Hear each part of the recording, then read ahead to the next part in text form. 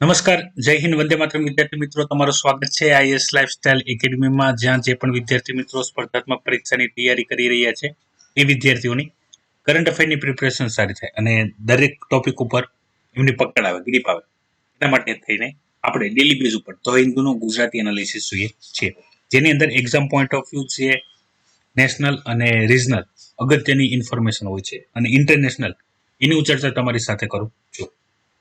આજે આપણે ચર્ચા કરવા જઈ રહ્યા છીએ 25 ઓક્ટોબર એટલે કે રવિવારનું ધ હિન્દુ એનાલિસિસ. તો એમાં સૌથી વધારે જે અગત્યનું છે એ ઇન્ફોર્મેશનની હું તમારી સાથે ડિસ્કશન કરું. તો જે પણ વિદ્યાર્થી મિત્રો જે સાયન્સ બેકગ્રાઉન્ડથી નથી એ વિદ્યાર્થી મિત્રોની તૈયારી સારી રીતે થઈ શકે એના માટે જે રવિવારનું સાયન્સ ઇન ટેકના જે ઘણા બધા અપડેટ્સ હોય ઘણા ઉપયોગી હોય. તમે સાયન્સ ઇન ટેકમાં બધી બુકો વાંચો છો, ખાલી કરંટ નથી વાંચતા, તો યાદ રાખો એ તમારા બુકોનું એટલું બધું રિઝલ્ટ સારું નહીં આવે જેટલું આવવું જોઈએ. બરાબર? કારણ કે સાયન્સ ઇન ટેકમાંથી જે અપડેટેડ ઇન્ફોર્મેશન હોય છે, કરંટ બેઝ ઇન્ફોર્મેશન હોય છે, એ વધારે પૂછાતી હોય છે. સ્ટેટિક ઇન્ફોર્મેશન એ પૂછાય છે, પણ એટલી બધીની લિમિટેડ. અથવા જે સ્ટેટિક ઇન્ફોર્મેશન પૂછાતી હોય કે જે તમને એવું લાગતું હોય કે આ ઇન્ફોર્મેશન સાયન્સના ટોપિકમાંથી પૂછાઈ ગઈ છે, બરાબર, જે બુક છે એમાંથી પૂછાઈ, પણ હકીકત એવું નથી હોતું. એનો મુખ્ય આધાર જે કરંટમાં કોઈ પણ ઇવેન્ટ ચાલતી હોય એ ઇવેન્ટ હોય છે, એના સંદર્ભમાં તમને science in techno A question પૂછાઈ જતો હોય. અગત્યની માહિતી વિદ્યાર્થી મિત્રો, જે પણ વિદ્યાર્થી મિત્રો already UPSC online courses join કરી લીધો છે, તો એ બધા વિદ્યાર્થીઓ માટે હાલમાં હમણાં ટૂંક સમયમાં તે એપ્લિકેશન આવી જશે, તો તમે એ ડાઉનલોડ કરી લેજો. બધા ઉપયોગ નહીં કરી શકે, જે વિદ્યાર્થીઓ ઓનલાઈન યુપીએસસી કોર્સમાં જોડાયા છે એ જ વિદ્યાર્થીનો ઉપયોગ કરી શકશે. હજી પણ જો તમારામાંથી કોઈ જોડાવાનું બાકી હોય તો આ મહિના સુધી એની અંદર 3000 ડિસ્કાઉન્ટનો બેનિફિટ લઈ શકે છે. આગલા મહિનેથી એ ડિસ્કાઉન્ટ બેનિફિટ રહેશે નહીં. તૈયારીમાં તમને મેં જેમ કીધું છે પ્રિલિમ પ્લસ મેન્સ, બરાબર, ઓપ્શનલ સબ્જેક્ટને બાદ કરીને તમારી general study, CSAT, language paper બધી પ્રિપરેશન કરવામાં આવશે. મટીરિયલ પણ તમને પ્રોવાઈડ કરવામાં આવશે. કરંટ અફેરની પણ તમને તૈયારી કરવામાં આવશે. સૌથી વધારે અગત્યનું વિદ્યાર્થી અને ગુજરાતના દરેક તબક્કાના વિદ્યાર્થીઓને લાભ મળે એ હેતુસર આપણે આ ફીસ જે સ્ટ્રક્ચર છે એ આ રીતનું રાખેલું છે. બીજી અગત્યની માહિતી આપી દો વિદ્યાર્થી મિત્રો જે જરૂરી છે. ગુજરાતીમાં યુપીએસસી એક્ઝામની તૈયારી કરવાના બેનિફિટ ઘણા બધા છે, પણ હું તમને ટૂંકાક્ષરીમાં જણાવું તો જે વિદ્યાર્થી મિત્રો તમે જોયું હશે ને તમને ખ્યાલ પણ હશે, ગુજરાતીમાં તૈયારી કરે છે, સામાન્ય કન્ડિશનમાં એવું જોવા મળે છે કે એ જીપીએસસી એક્ઝામ પાસ કરી લે છે. જીપીએસસી એક્ઝામ પાસ કરીને પોતાની તૈયારી શરૂ રાખે છે અને યુપીએસસી એક્ઝામ પાસ કરી લે છે. સિમિલર ઘણી વખત એવું બને છે જે યુપીએસસી ગુજરાતી મીડિયમની તૈયારી કરે છે વિદ્યાર્થી મિત્રો, યુપીએસસી પણ પાસ કરી લે છે. બની શકે કે રેન્ક ઉપર ના આવે તો જે મુખ્ય સર્વિસમાં જવું એમાં ના જઈ શકે, તો રેન્ક ઇમ્પ્રુવમેન્ટ થઈ શકે છે. પણ ઘણી વખત એવું પણ થયું છે કે યુપીએસસી એક્ઝામ પાસ નથી થતી, બરાબર, પણ જીપીએસસી એક્ઝામ ક્લાસ 1-2 છે એ પાસ થઈ જાય છે. ગુજરાતી મીડિયમમાં તમે તૈયારી કરો તો આપણે મુખ્ય વિષયવાર વાત કરીએ તમારી સાથે તો હિસ્ટ્રી, ભૂગોળ, બંધારણ, અર્થવ્યવસ્થા, પછી સાયન્સ ઇન ટેક, બરાબર, reasoning, maths, Gujarati language, English બધું સેમ રહેશે. તમારી એક જ તૈયારીથી તમારે સેન્ટરની યુપીએસસી અને સ્ટેટ લેવલની મોટાભાગ જીપીસી ક્લાસ 1-2, ક્લાસ 3 બધાની તૈયારી થતી હોય છે. એના ઉપર પણ વિગતવાર માહિતીનો વિડીયો લેક્ચર પ્રોવાઈડ કરીશ. ઘણા બધા વિદ્યાર્થી મિત્રોએ પૂછેલું પણ છે, સર ગુજરાતીમાં યુપીએસસીની એક્ઝામ તૈયારી કરવાના ફાયદા શું છે, તો એ માહિતી હું તમારી સાથે ડિસ્કશન કરીશ. તો એના માટે પણ તમે તૈયાર રહેજો. બની શકે લાઈવ લેક્ચર રાખીએ અથવા ઇન્ટરેક્ટિવ સેશન આપણે રાખીએ, જેથી ઘણા બધા વિદ્યાર્થીઓ હોય, બરાબર, એ સમજી શકે વાતને. તો આપણે એનું પણ એક આયોજન કરવાના છીએ. જો બનશે તો એનું નોટિફિકેશન હું તમને પ્રોવાઈડ કરી દઈશ ટેલિગ્રામ ચેનલ અથવા અન્ય કોઈ પણ સોશિયલ મીડિયા પ્લેટફોર્મ પર. હાલમાં દરેક વિદ્યાર્થીઓને એટલી જ જાણ થાય કે ઓનલાઈન યુપીએસસી કોર્સ એક જ કોર્સથી તમે યુપીએસસી, જીપીએસસી ક્લાસ 1-2 અને અન્ય સરકારી ભરતીઓ, બરાબર, ક્લાસ 3 કે બીજી કોઈ પણ ભરતીઓ જે આવતી હોય એ બધામાં તમને ઉપયોગ થશે. બંધારણ તમારે એક જ વાર તૈયાર કરવું પડશે, હિસ્ટ્રી તમારે એક જ વાર તૈયાર કરવી પડશે, અર્થવ્યવસ્થા તમારે એક જ વાર તૈયાર કરવી પડશે, બરાબર.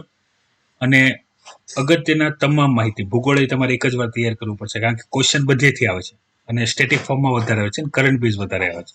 તો આજે પણ એવા એક બે ટોપિક છે હું તમારી સાથે ડિસ્કશન કરીશ કે જો તમે એક જ ગુજરાતી મીડિયમથી એક જ લેવલની તૈયારી તમે શરૂ રાખો તો કોઈ પણ ગવર્મેન્ટ એક્ઝામ આવે એ તમે સરળતાથી પાસ કરી શકો છો. તો ચર્ચા કરીએ આજના ધ હિન્દુ એનાલિસિસમાં. તો સૌથી પહેલી જે ઇન્ફોર્મેશન છે, બરાબર, એ ઇન્ફોર્મેશન છે કે જન્મ સમયે જે બાળક હોય છે મનુષ્યના, બરાબર, જન્મ સમયે બધા બાળક જ હોય છે પ્રાણીઓના, પણ અહીંયા મનુષ્યના બાળકોની વાત કરી છે કે ભાઈ જન્મ સમયે પણ એ ખાસ યાદ રાખજો વાંચી શકે છે અને લખી શકે છે. તો બની શકે જેમ અત્યારે નેશનલ એજ્યુકેશન પોલિસીમાં ધોરણ 6 થી કોડિંગ શીખવવામાં આવશે, એમ એક એવું આવશે કે ભાઈ જન્મતા વેત બાળકોને એબીસીડી શીખવવામાં આવશે, બરાબર, જસ્ટ ફોર કિડિંગ. એટલે મતલબમાં હ્યુમનનું જે બ્રેન હોય છે, બાળકોનું જે બ્રેન હોય છે, બરાબર, એ લખવા વાંચવા માટે ત્યારે બર્થના સમય મતલબમાં જન્મ સમયે પણ તૈયાર હોય છે, એ કરી શકે. બીજી વસ્તુ છે, યાદ રાખજો, બહુ જૂનો ટોપિક છે, બરાબર, જે વિદ્યાર્થીને ખ્યાલ હશે, જે ઓસિરિસ રેક્સ છે કે જેને મોકલવામાં આવેલો હતો એસ્ટેરોઇડ બેન ઉપર નાસા દ્વારા 2016 ની વાત છે. યાદ રાખજો કેટલી કનેક્ટિવિટી થશે આ તમારા 2022, 23, 24, 25, 26 એક્ઝામ બધામાં તમને આ નામ હેરાન કરી શકે. અગત્યનું છે, સમજજો. 2016 ની અંદર નાસા દ્વારા જે ઓસિરિસ રેક્સ છે, બરાબર, તમે જોઈ શકો છો આ જે એક હાથ જેવું જે દેખાય છે એની વાત કરવામાં આવેલી છે. તો એ જે એસ્ટેરોઇડ બેનું છે ત્યાં ગયું હતું સેમ્પલ કલેક્ટ કરવા માટે. કેટલું સેમ્પલ કલેક્ટ કર્યું છે? તો 60 ગ્રામ સેમ્પલ કલેક્ટ કરીને આવશે ત્યાં પૃથ્વી ઉપર. ક્યારે? 2023માં. અત્યારે એને ખાલી સેમ્પલ કલેક્ટ કર્યું છે 2020માં. મોકલવામાં આવ્યું હતું 16માં, બરાબર, 17માં રસ્તામાં હતું, 18 પહોંચ્યું હતું, બરાબર. એ રીતના એના ટોટલ અપડેટ્સ છે. હાલમાં જે 2020ના આપણે અપડેટ્સ જોઈએ છે એને 60 ગ્રામ જેટલું સેમ્પલ છે કલેક્ટ કર્યું. રીઝન શું છે સમજો, કે સોલર સિસ્ટમનું જે ડેવલપમેન્ટ છે, બરાબર, અર્થનું જે ડેવલપમેન્ટ છે એ કઈ રીતે થયું, એની અંદર કયું મટીરિયલ છે, એની બધાની ઇન્ફોર્મેશન આ જે એસ્ટેરોઇડ બેનું છે એના મટીરિયલમાંથી ખબર પડી, બરાબર, કે જે સોલર સિસ્ટમ બની એનું કારણ શું છે. હવે તમને એવું લાગતું હશે કે ભાઈ આટલી એવી ઇન્ફોર્મેશનમાંથી થોડો ક્વેશ્ચન આવે, તો તમે ઇન્ટરનેટ ઉપર સર્ચ કરજો, ખાલી એટલું જ લખજો જે ઓસિરિસ રેક્સ છે, બરાબર, એ જ ઇન્ફોર્મેશન લખજો વિકિપીડિયામાં, તો તમને ખ્યાલ આવશે આની કેટલી બધી ઇન્ફોર્મેશન આપેલી છે. હજી હું તમને શું કહું છું, એ સેમ્પલ કલેક્ટ કરીને નાસા પાસે પૃથ્વી ઉપર 2023માં આવશે. 2023ની એક્ઝામમાં તમને પૂછાઈ જશે તો તમને એવું થશે, ઓહો, યુપીએસસી વાળા 2016નું પૂછી લીધું, બરાબર. એવું નથી હોતું. જે પણ ટોપિક કરંટમાં ચાલતો હોય, બરાબર, અથવા અપડેટ ચાલતા હોય જે જરૂરી છે, બરાબર, સાયન્સ એન્ડ ટેકમાં કોઈ વ્યક્તિ હોય, વિશેષજ્ઞ હોય જે યુપીએસસીના ક્વેશ્ચન ડિઝાઇન કરતો હોય, એને થાય કે ભાઈ ચાલની ઓસિરિક્સ બધે કદાચ કરેલું જ હશે, બરાબર, તો એની ઇન્ફોર્મેશન પૂછી લઈએ. તો મેન જે વસ્તુ છે એ આખા રિપોર્ટની મેં તમને જણાવી છે, બાકી તમે એડિશનલ ઇન્ફોર્મેશન જોઈ શકો છો. પછી અહીંયા વાત કરવામાં આવેલી છે એસિમ્પ્ટોમેટિક પ્લેયર છે, બરાબર, સુપર સ્પ્રેડર તરીકે કામ કરે છે એના વિશે. તો ઘણી વખત આપણે આ ટોપિક ડિસ્કસ કરેલો છે વિદ્યાર્થી મિત્રો. સૌથી પહેલા સમજો એસિમ્પ્ટોમેટિક પ્લેયર એટલે શું. એટલે પ્લેયરનો મતલબ તો તમને ખ્યાલ જ હશે, રમત ગમતના ખેલાડી, બરાબર. અહીંયા બેસબોલ ગેમને ધ્યાનમાં લઈને વાત કરવામાં આવે છે, પ્લેયરને ધ્યાનમાં લઈને. એસિમ્પ્ટોમેટિક પેશન્ટ કોવિડ-19નો મેં તમને કીધું છે કે જે પણ દર્દી હોય, પેશન્ટ હોય, એને કોરોના વાયરસનું ઇન્ફેક્શન થઈ જાય, બરાબર, તેમાં શરદી, ખાંસી, ઉધરસ, તાવ, તોડ કંઈ પણ સિમ્ટમ્સ જોવા મળે તો એને સિમ્પ્ટોમેટિક પેશન્ટ કહેવાય કે ભાઈ એને કોરોના વાયરસનું ઇન્ફેક્શન થયું અને એનાની અંદર સિમ્ટમ્સ દેખાય છે, ચિહ્નો કહેવાય આપણે, બરાબર, કે ભાઈ કમળો થઈ ગયો તો પીળો દેખાય, પીળાશ દેખાય સ્કિનમાં, આંખમાં, બધે સેમ વસ્તુ. એસિમ્પ્ટોમેટિક એટલે શું, એ ચિહ્નો ના દેખાય. કોરોના વાયરસનું ઇન્ફેક્શન તો છે પણ એને ચિહ્નો દેખાય નહીં, બરાબર, એ એસિમ્પ્ટોમેટિક. હવે પ્લેયરને થઈ ગયું છે અને પ્લેયરને સિમ્ટમ્સ દેખાતા નથી તો એસિમ્પ્ટોમેટિક પ્લેયર થઈ ગયું, બરાબર.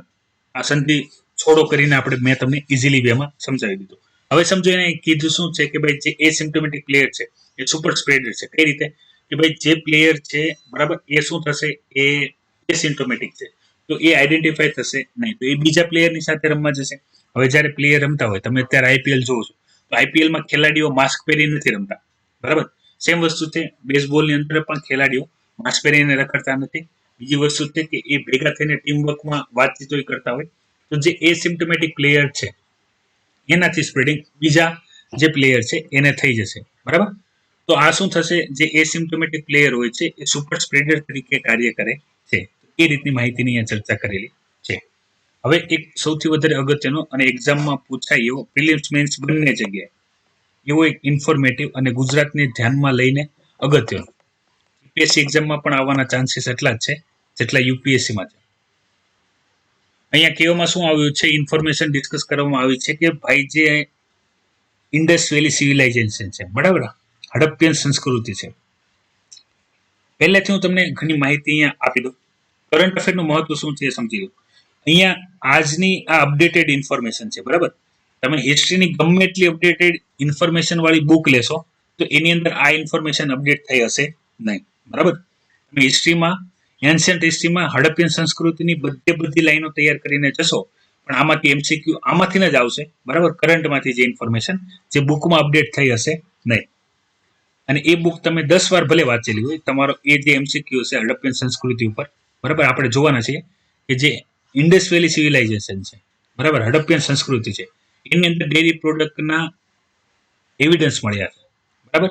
તો આ જે મિલ્ક પ્રોડક્ટ છે, ડેરી પ્રોડક્ટ એટલે મિલ્કની અંદર અત્યારે અહીંયા દહીં, દૂધ, બરાબર, એની ઘણી બધી ઇન્ફોર્મેશન ચર્ચા કરેલી છે, અને અન્ય ઘણી બધી ચર્ચા પણ કરેલી છે. તો આ બધી ઇન્ફોર્મેશન જે અત્યારે કરંટમાં આવી છે એનો મતલબ એવો થાય છે કે આની ઉપર રિસર્ચ ચાલતી હશે, બરાબર, આપણે આર્કિયોલોજી ડિપાર્ટમેન્ટ દ્વારા. તો એ રિસર્ચ અત્યારે ખાલી આની અંદર ન્યૂઝમાં આવેલી છે, હવે અપડેટ થતા વાર લાગશે, બુકમાં અપડેટ થતા વાર લાગશે. બુકમાં અપડેટ થશે પહેલા તો યુપીએસસી એક્ઝામ પણ લેવાઈ જશે 2021. એમાં ક્વેશ્ચન આવશે, વિદ્યાર્થીએ દિવસ રાત એક કરીને એન્શિયન્ટ હિસ્ટ્રી આખી ગોખી નાખી હશે, બરાબર, ગોખી જ નાખી હોય ને, યાદ રાખવી ગોખી, જે પણ તમે કર્યું હોય એમાંથી તમે ક્વેશ્ચન સોલ્વ કરી શકશો. ને જો અહીંયા કેટલી બધી અગત્યની ઇન્ફોર્મેશન આપેલી છે, ધ્યાનથી સમજો. એટલા માટે હું તમને ઘણી વખત કહું છું કે તમે ખાલી એનસીઆરટી અને જીએસ વાંચીને જશો, બરાબર, તો તમે 30% પેપર અટેન્ડ કરી શકશો.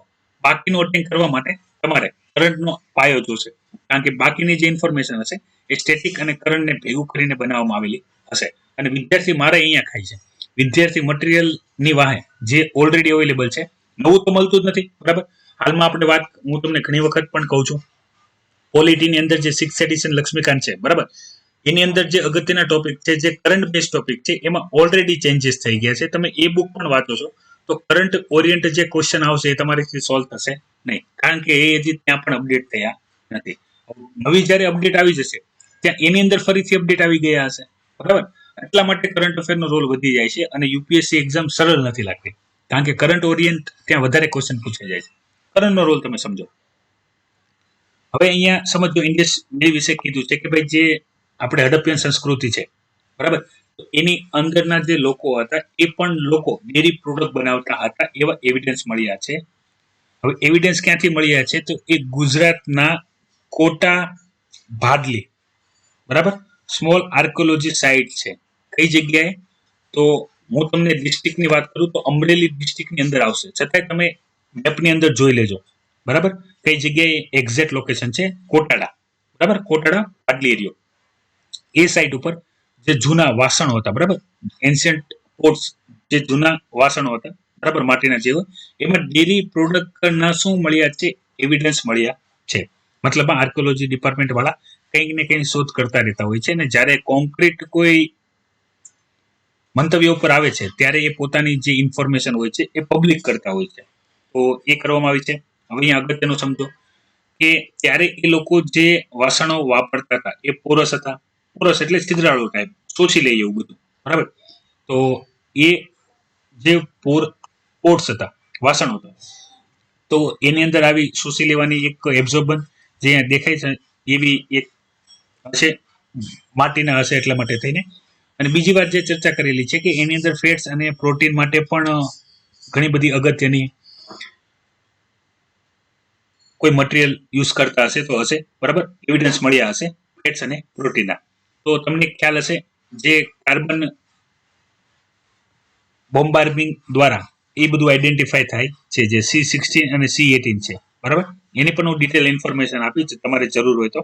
તમે નવા વિદ્યાર્થીઓ તમને ના ખ્યાલ હોય તો કઈ રીતે કેટલું જૂનું છે ને કેવું છે એનું આઈડેન્ટિફાઈ કાર્બન દ્વારા કઈ રીતે કરવામાં આવે છે, બરાબર. કાર્બન ટેકનોલોજી કહેવાય એને, કે જેનાથી જે વસ્તુ છે કેટલી એન્શિયન્ટ છે, એની એજ કેટલી છે, એની બીજા કયા કયા અંદર છે, એ આપણને ખબર પડતી હોય. આપણે જે અગત્યની માહિતી છે કે આવું અનુમાન લગાડવાનું કારણ શું છે, તો સૌથી પહેલા સમજો કે ભાઈ એ સમયમાં જે આ જગ્યા તમે અહીંયા જોઈ શકો છો, જે પિક્ચરની અંદર બતાવી છે, તો વેસલ્સ મળે છે. વેસલ્સ એટલે આપણે એવું માની શકીએ કે પાત્ર એવું કે જેની અંદર દૂધ ભરતા હશે અથવા દૂધની કોઈ પ્રોડક્ટ ભરતા હશે, બરાબર. મિલ્કને બોઇલ કરતા હશે, બોઇલ કરીને મિલ્કને રાખતા હશે. બીજું આપણે જે છાશવાળી વહીવટ હોય, તમને ખ્યાલ હશે ગામડામાં તમે જોયું જ હશે કે જ્યાં પણ દૂધાળા પ્રાણીઓ હોય છે, દૂધ હોય છે, દહીં બનાવતા હોય, ઘી બનાવતા હોય, તો ત્યાં છાશ હોય છે, તો વેસલ્સ હોય છે. જે કોઈ મોટો પાયે કામ કરતા હોય તો ત્યાં વધારે વેસલ્સ હશે. તો આપણે જોઈએ છીએ ગામડામાં કે જ્યાં પણ છાશ મળતી હોય તો ત્યાં જઈને લોકો એ છાશ લેતા હોય છે એમની પાસેથી, અને એમને ડેરી પણ લેતા હોય છે, જે આપણે શહેરોની અંદર ખરીદવી પડતી હોય છે, ત્યાં ડિસ્ટ્રીબ્યુશન હોય છે, સેમ વસ્તુ. તો મિલ્ક હશે, મિલ્કને ગરમ કરતા હશે તો મિલ્ક અને કડ બનતું હશે. બીજી વસ્તુ, ત્યાં એવી પણ પાત્રો મળ્યા છે, એવા પણ વેસલ્સ મળ્યા છે જે યુરોપની અંદર જે ચીઝ મેકિંગનો ઉપયોગ થાય છે એવા સેમ પાત્રો એ જગ્યાએ પણ મળ્યા છે. બીજી વસ્તુ અહીંયા વાત કરવામાં આવેલી છે, કારણ કે યાદ રાખજો, જે આર્કોલોજી ડિપાર્ટમેન્ટ વાળા હોય, બરાબર, એ વિથઆઉટ પ્રૂફ અને વિથઆઉટ એની કન્ફર્મેશન, વિથઆઉટ એની એવિડન્સ, એ લોકો કઈ પોતપોતાની રીતે કહાની બનાવે નહીં. ઘણી બધી વસ્તુ જોવે. સેમ વસ્તુ છે અહીંયા. આ તો વાત થઈ ગઈ કે ભાઈ ચાલો વેસલ્સ મળ્યા છે, કદાચ બોઇલ કરતા હશે, કર્ડ ને મિલ્કના કોઈ સેમ્પલ મળ્યા હશે, બરાબર. બહુ જૂનું થઈ ગયું હોય તો એવું પણ અનુમાન લગાડ્યું હશે કે ભાઈ બની શકે કે ગરમ દૂધ હશે, એની અંદર ભર્યું હશે, અને એ કદાચ દહીં કે બીજી કોઈ ડેરી પ્રોડક્ટમાં પરિણમ્યું હોય, કંઈ પણ હોઈ શકે છે. પણ આ રીતના એવિડન્સ મળ્યા છે. બીજી અહીંયા જે વાત કરવામાં આવી છે, જે વાત કરી છે કે ભાઈ જે પ્રાણીઓના ટૂથ ઇનેમલ છે, મતલબમાં દાંતનો ઉપરનો એરિયો, જેને ઇનેમલ કહેવાય, તો એની ઉપરથી ઘણી બધી માહિતી મળી છે. એ માહિતી શું છે કે ભાઈ જે દૂધાળા પ્રાણી છે, ગાય અને ભેંસ, બરાબર, એ જૂની એજમાં મળે છે, મતલબમાં બહુ એજ થઈ જાય ત્યારે મળે છે. તો એનું અનુમાન શું લગાડ્યું કે ભાઈ ત્યાંના જે ગાય અને ભેંસ હશે એના દૂધનો ઉપયોગ કરીને આ લોકો ડેરી પ્રોડક્ટ બનાવતા હશે અને એનું દૂધ ખાતા પણ હશે, એટલા માટે એને મારતા નહીં હોય. જ્યારે અહીંયા બકરી અને ઘેટાની વાત કરેલી છે, બરાબર, તો એને બહુ યંગ હોય ત્યારે જ મારી નાખતા હશે. એનું કારણ શું હશે કે ભાઈ બની શકે કે એ લોકો એનું ગોસ્ટ હોય, બરાબર, માંસ હોય, એ ખાતા હોય, એટલે જે બકરી અને ઘેટા હોય તો એને જવાનું હોય તો એ મારી નાખતા હોય ખાવા માટે. પણ જ્યારે ગાય છે, ભેંસ છે, એના દૂધ ઉપર નિર્ભર કરતા હશે, બરાબર, એને લાંબો સમય માટે પોતાની સાથે રાખતા હશે, એટલે એ પોતાના જે જીવનકાળ હશે એ પૂર્ણ થતો હશે એટલું જીવતા હશે. એક એ અનુમાન લગાડ્યું. બીજું અહીંયા એક વસ્તુ જે વાત કરેલી છે જે અગત્યની છે કે આપણે જે હડપ્પન સંસ્કૃતિમાં મોટા મોટા જે વાત કરીએ, બરાબર, મોહેન્જો-દડો તમે પિક્ચર જોયું હશે, તો ત્યાં જે આખું સ્ટ્રક્ચર જોવા આવે તો એ સ્ટ્રક્ચર જે છે એ બની શકે કે એ મેન એરિયો હોય, બરાબર, જ્યાં આપણે ડિસ્કશનની અંદર ઉતરીએ તો ત્યાં અર્બન પ્લાનિંગ જોવા મળે છે, બરાબર, ટ્રેડિંગ સિસ્ટમ જોવા મળે છે, જ્વેલરી મેકિંગના અલગ અલગ એવિડન્સ મળ્યા છે. એની સિવાય એવું પણ બનતું હશે કે ઘણા બધા એનીથી દૂર લોકો વસતા હશે, જે ગામડો એરિયો, રૂરલ એરિયો હોય, ત્યાં આ રીતની સિસ્ટમ જોવા મળે, ત્યાં દૂધની પ્રોડક્ટ બનતી હોય, બરાબર, ત્યાં છાશ, દહીં બનતું હોય, અને એ લોકો એનો ઉપયોગ કરતા હોય, એને સેલ કરતા હોય, અથવા એના ઉપર સિસ્ટમ ચાલતી હોય. બાર્ટર સિસ્ટમનું અનુમાન લગાડવામાં આવ્યું કે ભાઈ બની શકે કોઈ દૂધની પ્રોડક્ટનું કામ કરતું હોય, જે વેસલ્સ મળી છે, મોટી મોટી મળી છે, તો કોઈ એનું કમ્પ્લેટ કામ કરતું હોય તો એ બની શકે કે દૂધ કે દહીં કે બીજું કંઈ પણ આપતા હોય અને સામે બીજું કંઈ પણ લેતા હોય. તો બાર્ટર સિસ્ટમ તમને ખ્યાલ જ છે, એ તમારે તૈયારી કરવાની છે. બીજા એક ગોલ્ડન વર્ડ છે, અહીંયા તમે જોઈ શકો છો કે શરૂઆતના સમયમાં સ્ટાર્ટિંગ એરાની વાત કરવામાં આવે છે, બરાબર. જો આ બધા સ્ટેટમેન્ટ અહીંયા આપેલા છે, આ સ્ટેટમેન્ટ તમે હિસ્ટ્રીની કોઈ પણ બુક અત્યારે ઉપાડી લેજો, ત્યાં નહીં હોય. હવે એનો જ ફાયદો યુપીએસસી ઉપાડે છે, બરાબર, કે ભાઈ જે કરંટમાં આ ઇન્ફોર્મેશન આવી ગઈ છે, હિસ્ટ્રીના જે પણ કોઈ વિશેષજ્ઞ હશે જે યુપીએસસી ક્વેશ્ચન ડિઝાઇન કરતા હશે, એના માટે આ એક લાઈન બહુ છે. ઉઠાવીને તમને પૂછી લે છે કે ભાઈ હડપ્પન સંસ્કૃતિમાં રાજા હતો. હવે તમને તો ખ્યાલ જ હોય રાજા હતો, પણ ના કેટલે અર્લિયર ફેઝમાં રાજા હતો એમ મૂકી દે તો એ સ્ટેટમેન્ટ ખોટું થઈ જાય, કારણ કે અહીંયા કીધેલું છે કે ભાઈ આપણે જો શરૂઆતની વાત કરીએ, ડેવલપમેન્ટની વાત કરીએ, તો સૌથી પહેલી જે કન્ડિશન હતી એ ફેસલેસ હતી, મતલબમાં ત્યારે કોઈ રાજા નહોતો, બરાબર. કોઈ રાજા નતો, કોઈ બ્યુરોક્રેટિક નતો, બરાબર. એકબીજાની સાથે જે રિલેશનશિપ હતા એ કઈ રીતના હતા, એકબીજાની સાથે સેટલમેન્ટ ટાઈપ જે સિમ્બાયોટિક રિલેશનશિપ હોય, મતલબમાં નીડી હોય. મેં તમને કીધું ને, બાર્ટર સિસ્ટમ ત્યાં ઇફેક્ટિવ હશે. ત્યાં હજી રૂપિયા પણ હતા, કારણ કે આપણને સિક્કાની પણ માહિતી એમના વિશે છે. પણ એ બની શકે કે જેમ કન્ડિશન આગળ વધી હોય એમ જે ફેસલેસ છે એની બદલે ફેસ આવ્યા હોય, રાજા આવ્યા હોય. પણ શરૂઆતની જે કન્ડિશન છે એમાં જોઈ શકાય છે કે કમ્પ્લીટલી એનું જે અહીંયા પણ બતાવેલું, અહીંયા પણ ચર્ચા કરેલી છે કે ભાઈ જે શરૂઆતની રૂલિંગ આપણે જો વિચારીએ તો ત્યાં કોઈ રાજા હતો નહીં. એ બધા લોકો હતા, ઇક્વલ હતા, એકબીજાની ઉપર સિસ્ટમેટિક ડિપેન્ડેડ હતા, બરાબર. કોઓપરેશન વાળી કન્ડિશન હતી, કોઈ રૂલ કરતો હતો એ રીતની શરૂઆતની કન્ડિશન નથી.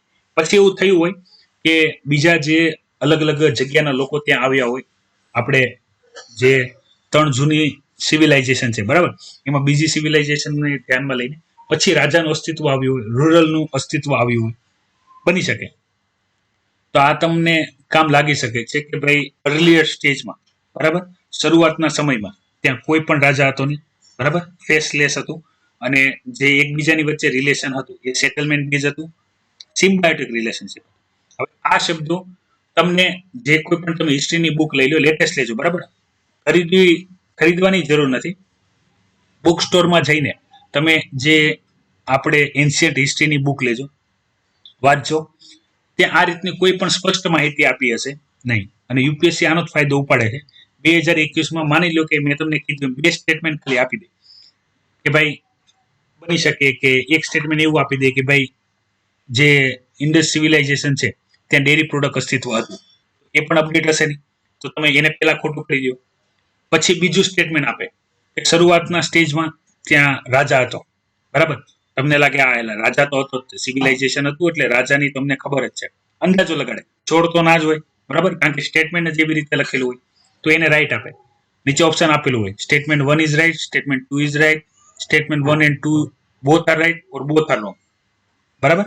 તો આપણે સ્ટેટમેન્ટ 2 ઇઝ રાઈટ કરીને આપણે આવતા રહીએ. ત્યારે સોલ્યુશન જોઈએ ત્યારે આપણને ખબર પડે. તો આ રીતના યુપીએસસી દ્વારા વિદ્યાર્થીઓની ભાવનાઓ સાથે રમત કરવામાં આવતી હોય છે. પણ એને વિદ્યાર્થીની ભાવના સાથે રમત ના કહી શકાય. એનું કામ જ છે કે જે અપડેટેડ ફોર્મમાં ઇન્ફોર્મેશન રાખે છે એને જ પૂછવું, બરાબર. તો તમે જો અપડેટેડ નથી, તમારી આસપાસ શું ચાલે છે એ જોતા નથી, તો ઇન ફ્યુચર મેં તમને ઘણી બધી, ગઈકાલે પણ મેં તમને લેક્ચરમાં વાત કરી હતી, 1 એકર એટલે કેટલા ગુંઠા, કેટલા વીઘા થાય એ ઇન્ફોર્મેશન જોવો. કારણ કે બની શકે તમારામાંથી જે પણ વિદ્યાર્થી મિત્રોનું આઈએએસ બનવાનું સપનું હોય, આઈએએસ બનશે પણ તો જે સિવિલ જે કેસીસ આવશે એમની પાસે, કારણ કે એમને જમીનના જે સિવિલ કેસીસ હોય એને સોલ્વ કરવાના હોય છે, જેને ટ્રેનિંગની અંદર જે લેન્ડ રિફોર્મના લો બધા ભણાવવામાં આવશે.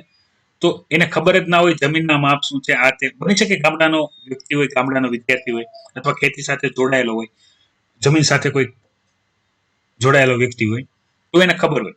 પણ બાકીના જે શહેરવાળા લોકો હોય એને ખબર નથી હોતી. તો આ બધી વસ્તુ હોય છે કે એક વિદ્યાર્થી હોય છે જે ખાલી ઇન્ફોર્મેશન જોવે છે, બીજો વિદ્યાર્થી છે જે ઇન્ફોર્મેશન જોવે છે અને એનાલિસિસ કરે છે, અને ત્રીજો વિદ્યાર્થી છે જે ઇન્ફોર્મેશન જોવે છે, એનાલિસ કરે છે અને સમજે પણ છે, અને કઈ રીતે એપ્લાય કરવું છે એ વિચારે છે, બરાબર. એવા વિદ્યાર્થીની જરૂર છે. જ્યારે એ વિદ્યાર્થી અંદર એટલું ડિસિપ્લિન આવી જાય ત્યારે એના માટે યુપીએસસી એક્ઝામ ક્લિયર કરવી કોઈ મુશ્કેલ વાત નથી. આગળ વધીએ. સુપર કન્ડક્ટિવિટીની વાત મેં તમારા સાથે લાસ્ટ સન્ડેના ડિસ્કશનમાં કરેલી હતી, તો એને લઈને વધારે ઇન્ફોર્મેશન આવેલી છે. સુપર કન્ડક્ટિવિટી એમાં એટલું સમજો કે એની અંદરથી જો આપણે વિદ્યુત પ્રવાહ પસાર કરવામાં આવે તો એમાં કોઈ પણ રેઝિસ્ટન્સ આવે નહીં. તો મેં તમારી સાથે ત્યારે પણ ચર્ચા કરી હતી. આનો ઉપયોગ ક્યાં થઈ શકે છે? તો આનો અંદર જે પાવર ડિસ્ટ્રીબ્યુશન હોય, બરાબર, ઇલેક્ટ્રિસિટી ડિસ્ટ્રીબ્યુશન હોય, એની અંદર આનો ઉપયોગ થઈ શકે છે. બીજી વસ્તુ જે કોમ્પ્યુટર્સ હોય, બરાબર, આમાં પણ મેન્શન જ છે, ત્યાં પણ ઇલેક્ટ્રિસિટીની અંદર અને કોમ્પ્યુટરના જે ચિપ્સ હોય, માઇક્રો ચિપ્સ હોય, એની અંદર પણ આનો ઉપયોગ થઈ શકે છે, કારણ કે એમાં સુપર કન્ડક્ટિવિટી છે, એની અંદર કોઈ પણ રેઝિસ્ટન્સ જોવા મળતું નથી. ખૂબ સારી વાત છે. હવે અહીંયા એક અગત્યની ચર્ચા સમજી લેજો. રૂમ ટેમ્પરેચર અહીંયા મેન્શન છે 15 ડિગ્રી. તમને ખ્યાલ હશે એરિયા વાઇઝ ટેમ્પરેચર અલગ અલગ હોય. આપણે ગુજરાતના રૂમ ટેમ્પરેચરની વાત કરીએ, બોડીના ટેમ્પરેચરની વાત કરીએ, તો બંનેની વચ્ચે ડિફરન્સ છે. અહીંયા રૂમ ટેમ્પરેચર 15 ડિગ્રી સેલ્સિયસ છે એ મેન્શન છે. તમને ટ્વિસ્ટ કરવા માટે બની શકે કે તમને રૂમ ટેમ્પરેચર કે એટલે તમને ખ્યાલ હોય બોડી ટેમ્પરેચર 36 છે. સેમ વસ્તુ આપણે જે એરિયામાં રહીએ છીએ, બરાબર, જે આપણે ઇક્વેટર રીજન હોય, ટ્રોપિકલ રીજન હોય, એ વાઇઝ અલગ અલગ હોય. તો આ ગમે એવી વેસ્ટર્ન કન્ટ્રી અથવા એવા એરિયાની વાત છે કે જ્યાં રૂમ ટેમ્પરેચર 15 ડિગ્રી સેલ્સિયસ છે, બરાબર. આપણે ભારતની પણ વાત કરીએ તો જો નોર્થ રીજનમાં આપણે જતા રહીએ તો નોર્થ રીજનમાં તમને આ રીતનું ટેમ્પરેચર જોવા મળશે. પણ આપણે ગુજરાત, મધ્યપ્રદેશ, મહારાષ્ટ્ર અને હજી નીચે જઈએ તો ટેમ્પરેચર રૂમ ટેમ્પરેચરની અંદર ફરક આવી જશે. તો રૂમ ટેમ્પરેચરનો મતલબ અહીંયા તમારે ખાસ યાદ રાખવાનું છે 15 ડિગ્રી સેલ્સિયસ સુપર કન્ડક્ટિવિટી દેખાડે છે વેસ્ટર્ન કન્ટ્રી માટે જ આ વસ્તુ છે, બરાબર, જ્યાં ઠંડો એરિયો કહેવાય, જ્યાં રૂમ ટેમ્પરેચર 15 ડિગ્રી સેલ્સિયસ છે. આપણે ગુજરાતની વાત કરું હું તમારી સાથે, તો આપણે રૂમ ટેમ્પરેચર 15 ડિગ્રી નથી. તો રૂમ ટેમ્પરેચર એ સુપર કન્ડક્ટિવિટી બતાવે અને રૂમ ટેમ્પરેચર કાઉન્સમાં 30, 36, 37, 38 લખે, બરાબર, તો આ એપ્લિકેબલ થશે નહીં, તો સ્ટેટમેન્ટ રોંગ થશે. તો આ લોજિકલ છે થોડું. સાયન્સના વિદ્યાર્થીઓ હોય એ પણ આમાં ભૂલ કરતા હોય છે, બરાબર. કોમર્સ અને આર્ટ્સ બેકગ્રાઉન્ડના વિદ્યાર્થીઓ માટે વધારે ડિફિકલ્ટ થઈ જાય છે આવી બધી કન્ડિશન. રૂમ ટેમ્પરેચરનો મતલબ અહીંયા જોઈને એવું નહીં સમજી લેતા કે ભારતની અંદર, જે ગુજરાતની અંદર આપણે વાત કરીએ તો રૂમ ટેમ્પરેચર 15 ડિગ્રી સેલ્સિયસ છે, ખોટું થશે. ટેમ્પરેચર આબોહવા અને હવામાન એરિયા વાઇઝ અલગ અલગ હોય, જીઓગ્રાફિકલ લોકેશન પ્રમાણે અલગ અલગ હોય. તો એ રીતનું તમારે અગત્યની જે બાબત હોય તમને ખબર હોવી જોઈએ. પછી ચર્ચા કરીએ અહીંયા જે ખાસ કરીને ગુજરાતીઓ માટે જ એક ઇન્ફોર્મેશન ડિસ્કસ કરેલી છે. એ શું છે? ગુજરાતી એટલે કહું છું જે માંસ મચ્છી ખાતા નથી એના માટે. તો બની શકે કોઈ એરિયામાં માછલીઓ હોય, બરાબર, કાપેલી માછલીઓ હોય, તો એ એરિયામાં તમે જાઓ, એની સ્મેલ લઈને તમને વોમિટિંગ કે બેચેની કે ઉલટા ઉપકી થવા મળે. એનું કારણ શું છે? એનું કારણ છે માછલીની અંદર રહેલું એક સ્મેલી કન્ટેન્ટ, બરાબર, કે જે તમારા સેન્સર છે, જેને શોર્ટમાં કહેવાય છે TAR5, એમાઇન એસોસિએટેડ રિસેપ્ટર 5. તો એ જે સ્મેલ છે, બરાબર, એને આઈડેન્ટિફાઈ કરી લે છે અને એને આઈડેન્ટિફાઈ કરવાને લીધે તમને શું થશે? તમને એની સ્મેલ આવશે, બરાબર. સ્મેલ છે ની છે માછલીનો જે ઓર્ડર છે એ ટ્રાઇમિથાઇલેમાઇનની છે. કેમિસ્ટ્રીનો કોઈ સ્ટુડન્ટ હશે તો એને ટ્રાઇમિથાઇલેમાઇન દેખાતું હશે આખું સ્ટ્રક્ચર, બરાબર. એ માછલીઓની અંદર રહેલું હોય છે. તો માછલીને જ્યારે બહાર કાઢી નાખવામાં આવે છે તો જે TAR5 રિસેપ્ટર છે એના દ્વારા આને આઈડેન્ટિફાઈ કરી લેવામાં આવે છે. બધાને સ્મેલ આવતી નથી.